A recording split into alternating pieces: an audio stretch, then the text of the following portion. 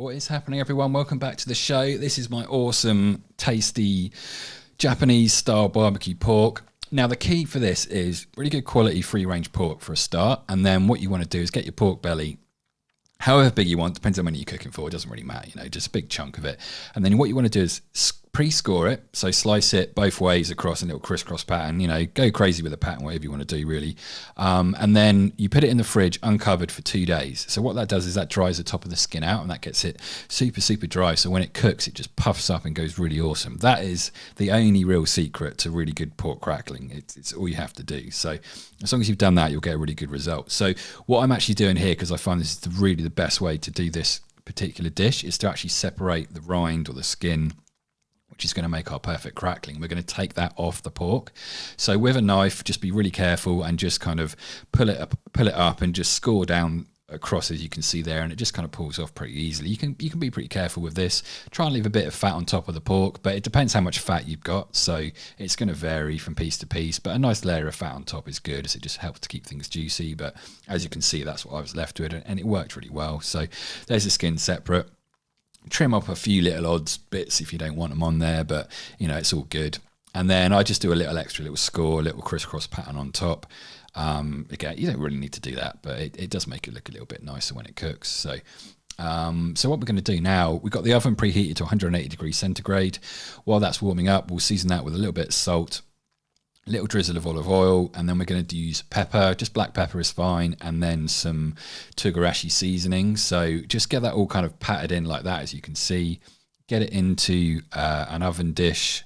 And as you can see, I've actually got a temperature probe in the back of it there, so that's going to help me know how hot the internal temperature is. So I'll get to those temperatures in a bit. So as you can see there, a little bit of black pepper and then our togarashi pepper. So that's a really nice Japanese seasoning mix. It's a bit spicy, but it's got some really nice like seaweed kind of flavors and sesame seeds and stuff. So that's gone in the oven. We've got up to our internal temperature. That's currently sitting at about 55, 56 degrees centigrade. We're going to now add in some flavors on top of it. But in the meantime, I'm going to turn the oven up. We're going to do a bit of salt on top of the pork crackling, the rind there. And that's all you need to do. Literally, that's it. That's going to go in the oven on the top shelf, and that's going to do its thing. So while it's doing that, we're going to prepare a little kind of Asian style saucy thing. So this is about a tablespoon of soy sauce. That was a Kinkerman soy sauce. And then we've got some sesame oil. You can be a bit generous with this. It's quite strong, but it works with the flavors, so it's good. So a few drips of that.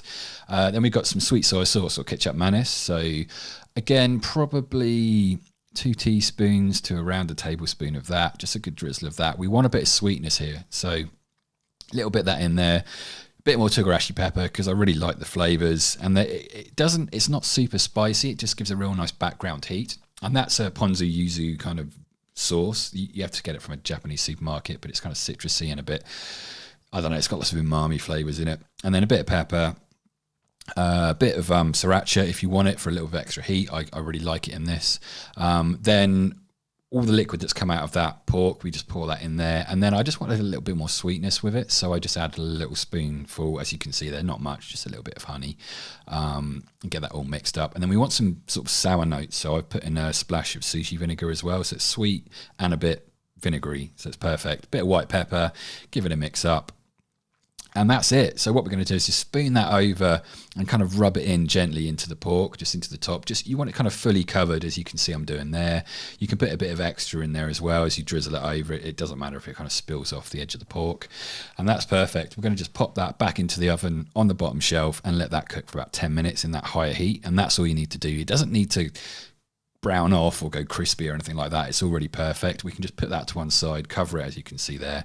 And then about 10 or 15 minutes later, we get to this stage. This is our awesome pork crackling. As you can see, it's super crunchy and light and just, it was perfect. So good. So pretty much once you've got all that, you can get your rice on and get your broccoli going. The rice takes about 12 minutes in a rice cooker. That broccoli needs literally 2 minutes in a bit of water. Drain it, toss it with salt, pepper and a bit of butter, and that's perfect. And then there's our pork. As you can see, super tasty, perfectly cooked. what we're going to do now is just kind of chop it up. I normally do this in half. You'll see what I do with that on the next video. It is super tasty. And look at that. Look at the juiciness of that. It's just so good. So I like to, halve it and then cut across into little kind of chunks like this. But you can cut it however you want. Depends how many people you're cooking for, all that sort of stuff. So reasonably finished slices like that. But as you can see, super juicy still. Add a little bit of that juice that's sitting at the bottom of that dish that we cooked in the oven, just for a bit of extra, just for some of that sauce to kind of soak through into that pork. And then we can serve it up. So, as generous or as stingy as you want, but as this was just for me, I was pretty generous with it. So yeah, there's the pork, a little bit more sauce on it. Super awesome. A little fresh sprinkle of coriander because it goes really, really well with these flavors. There's our broccoli, perfectly cooked.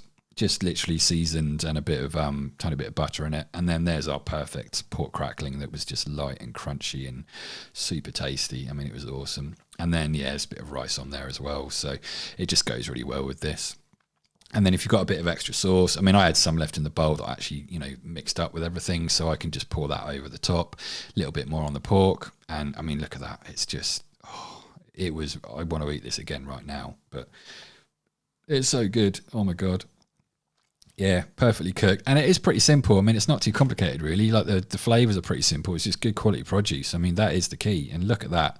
It was amazing. So cheers for tuning in, everyone. Give it a go. I really recommend it. There's some more videos here. Like, comment, and subscribe. And we'll be back with another awesome video soon. Cheers, everyone. Bye.